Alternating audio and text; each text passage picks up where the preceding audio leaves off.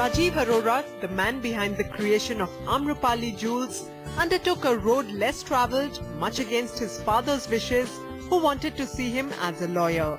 Today, behind all the glitter of the gold and silver jewellery created by Amrapali, lies a journey of many miles into India's cultural and traditional spaces. I come from a family of professionals. My father was a lawyer, grandfather was a doctor. And obviously my father wanted me to become either a lawyer or become an IAS officer. But I thought like I will work. I wanted to be in Jaipur, wanted to work with Indian art, started with handicrafts with my partner Rajesh Ajmera. And slowly we improved from one craft to another craft, and then silver jewelry, then started collecting old tribal silver jewelry.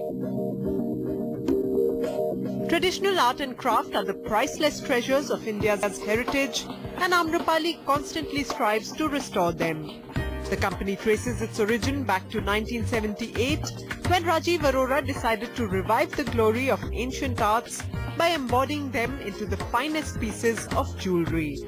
And this perhaps is one of the reasons why Amrapali has been chosen as the winner of the Leaders of Tomorrow Awards 2012 in the Textiles, Apparel and Accessories category.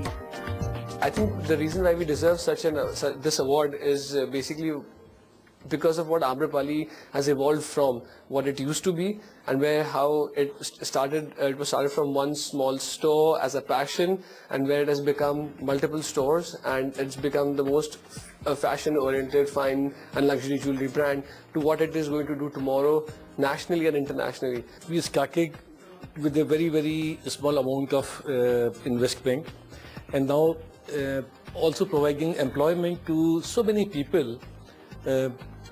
This kind of effort and work should always be awarded. So I think that Amrapali was a very, very good selection by the jury. Today, Amrapali has become a fashion statement, not just for common people, but also for celebrities around the globe.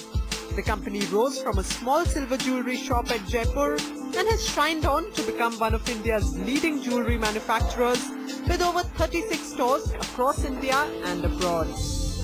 We started with a small shop in Jaipur. It was in 1981 and slowly became such a popular shop. People like ambassadors from Delhi, they used to come to stores to buy Indian silver there.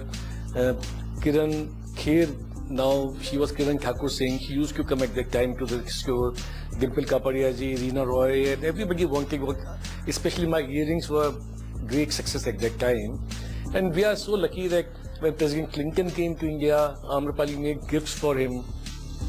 When Gordon Brown, the British Prime Minister, was coming to India, his wife went to Amrapali's store in London, bought pieces which she wanted to wear her favorite jewelers to their trip to Pakistan and India. So such things, gives Amrapali a lot of publicity and marketing. So these make Amrapali different also, and also gives a lot of publicity and promotion for the brand itself. For Amrapali, the Leaders of Tomorrow Award is a symbol of excellence that not just recognizes its products and business practices, but is also a motivating factor for its workers, who are the essence of the company's success.